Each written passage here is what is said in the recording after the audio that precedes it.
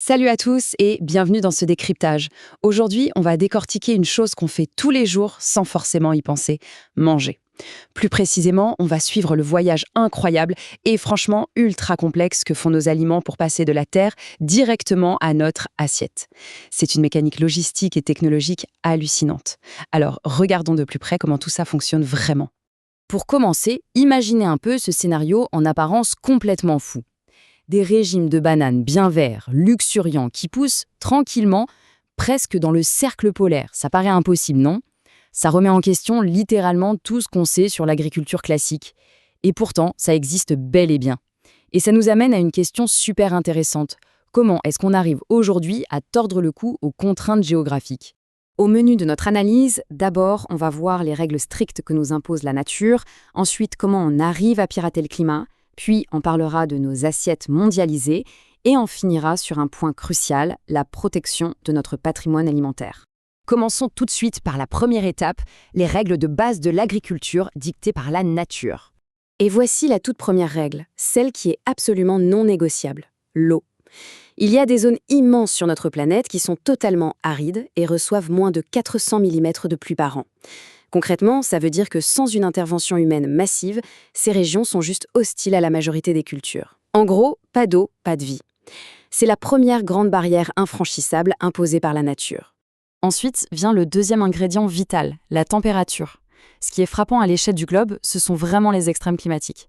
Vous savez, une plante peut parfois survivre à un petit coup de sec, mais un gel surprise ou une grosse vague de chaleur hors saison, ça peut littéralement anéantir une récolte entière en quelques heures à peine. Le climat agit comme un filtre absolument impitoyable. Donc quand on combine tout ça, la quantité de pluie, la chaleur et la qualité du sol, on obtient ce qu'on appelle le potentiel agricole. C'est un peu le mur invisible dressé par la nature. Si ce potentiel n'est pas bon au départ, la survie des espèces végétales est extrêmement compromise.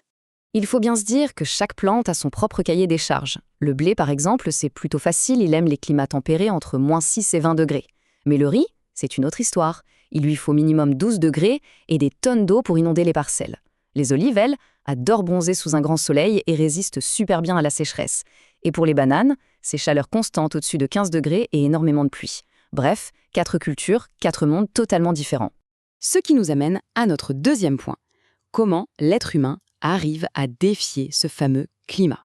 Pensez un peu à ce contraste. C'est juste dingue. D'un côté, on a des bananiers magnifiques qui poussent dans des serres en Islande, un pays au climat glacial. Et de l'autre, une plantation classique en plein air sous le soleil des îles Canaries. Faire pousser des fruits tropicaux à un jet de pierre de l'Arctique, en théorie, c'est géographiquement impossible. Mais alors, comment font-ils en Islande? Eh bien, leur arme secrète, c'est l'énergie géothermique. Ils vont littéralement puiser dans l'activité des volcans sous terre. Le magma chauffe l'eau souterraine, ça crée une vapeur ultra puissante qu'ils canalisent pour chauffer d'immenses serres. Résultat, on obtient un microclimat tropical parfait au beau milieu de la glace. C'est l'ingénierie humaine dans toute sa splendeur. Et on a d'autres exemples fascinants de cette adaptation. Prenez la Suisse, plus précisément le canton du Tessin. C'est là qu'on trouve l'une des cultures de riz les plus au nord de la planète, bien loin des immenses rizières vietnamiennes. Au Tessin, au lieu d'inonder complètement la terre, ils irriguent le riz de façon très précise.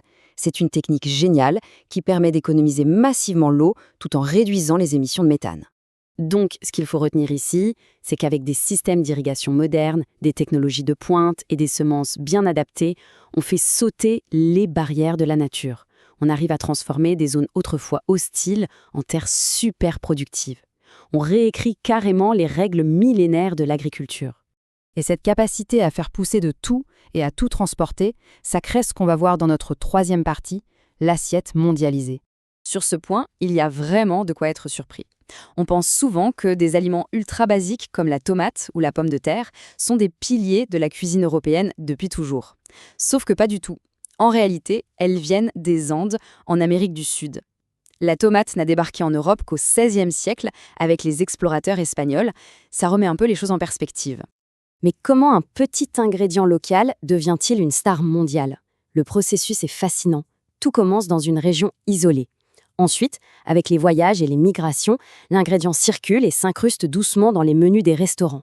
La pop culture et les médias s'en emparent et boum, il franchit la dernière étape pour devenir un produit du quotidien qu'on trouve dans n'importe quel supermarché du monde. Ce grand voyage aboutit très souvent à ce qu'on appelle l'assimilation. C'est le moment où la recette d'origine est complètement modifiée et réinventée pour plaire au palais d'une toute nouvelle culture. En gros, le plat s'adapte pour survivre et séduire son nouveau public. Le meilleur exemple historique de ce phénomène, c'est sans doute la pizza. Née à Naples au XVIIIe siècle, elle a traversé les océans avec les immigrants italiens.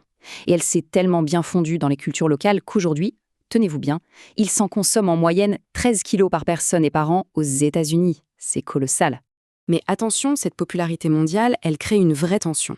Nos cultures alimentaires locales, qui étaient super artisanales et ancrées dans un terroir, se transforment peu à peu en produits hyper standardisés.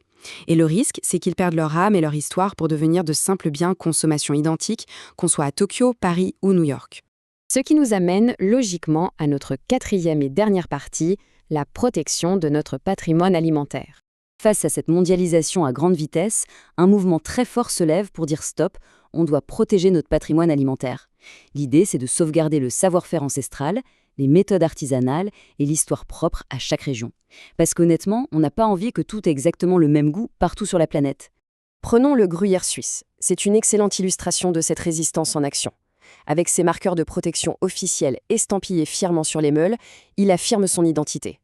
Il faut savoir que pendant des décennies, le nom gruyère a été utilisé abusivement à l'étranger pour vendre des fromages industriels qui n'avaient absolument rien à voir avec la recette originale.